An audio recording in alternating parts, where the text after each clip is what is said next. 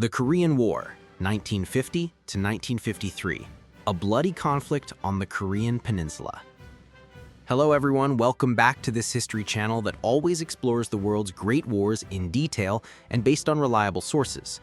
Today, we are going to discuss one of the most important conflicts in the history of the Cold War, the Korean War, which lasted from 1950 to 1953. This conflict was not only a war between North Korea and South Korea, but also a proxy war between two great world blocs, the Communist bloc, led by the Soviet Union and China, versus the Capitalist bloc, led by the United States under the umbrella of the United Nations. The battles claimed millions of lives and shaped the geopolitical landscape of East Asia to this very day. Background: Korea after World War II. To understand the Korean War, we must go back to 1945. For more than 30 decades, Korea had been under Japanese colonial rule. However, after Japan surrendered in World War II, the Korean Peninsula faced a harsh reality. Instead of achieving full independence, Korea became divided. In the north, the Soviet Union occupied the area and established a communist government under the leadership of Kim Il-sung. In the south, the United States took control, supporting the establishment of the Republic of Korea with its first president, Syngman Rhee. At first, the dividing line was only a temporary military demarcation, the 38th parallel, but ideological differences made it increasingly difficult to reunify the peninsula. By 1948, two separate states were officially established: the Democratic People's Republic of Korea, North Korea, and the Republic of Korea, South Korea. Thus, one nation with a shared history was split into two countries with very different political systems.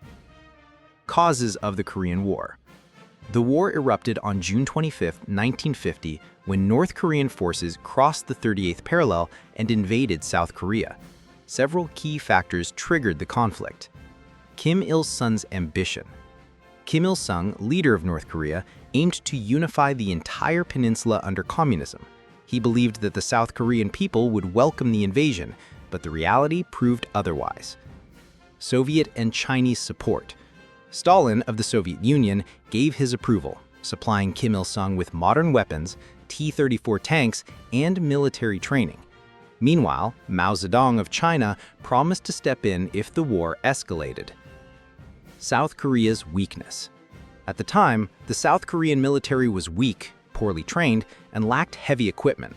The United States also initially underestimated the risk of an invasion. Thus, when the attack came, South Korean forces were completely overwhelmed.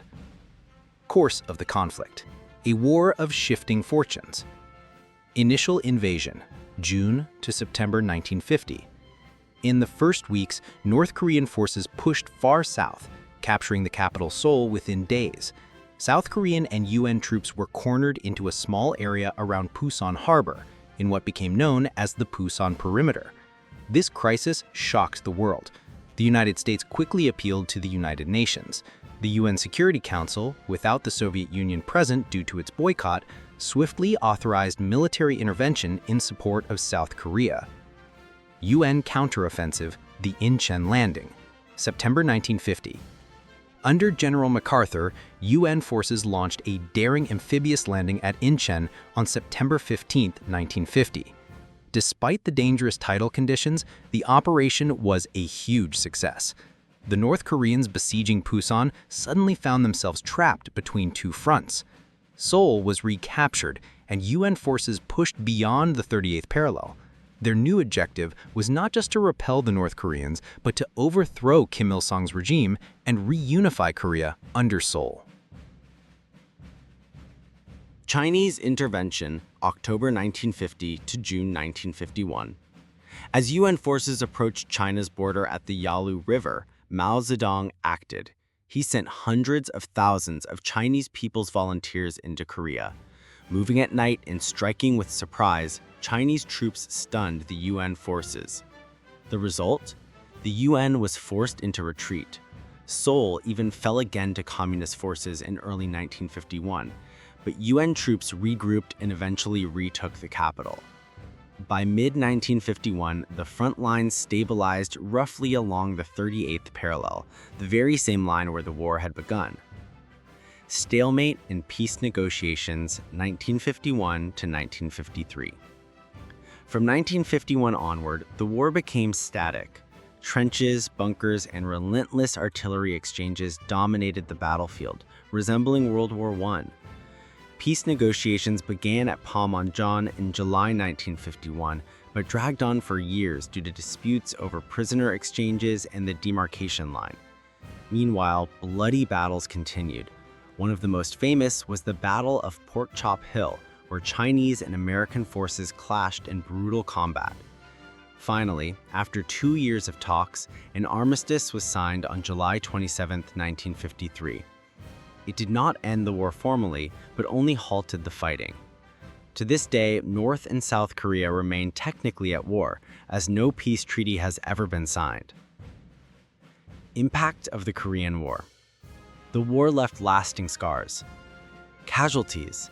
An estimated 2.5 to 3 million people were killed, including vast numbers of civilians, making it one of the deadliest conflicts after World War II. A divided Korea.